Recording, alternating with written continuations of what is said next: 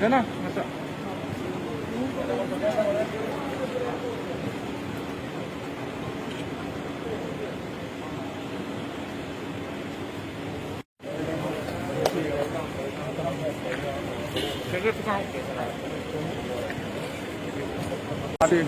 Not only Goa, all over India BJP failed.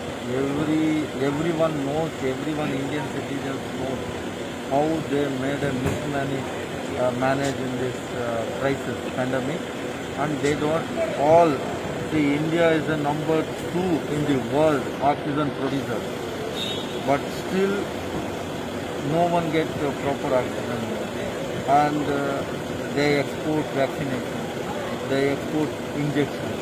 The black market, how many people they taken in the black market in the injection, the just 3,000 rupees injection, black 5,000, 10,000, like that they purchase.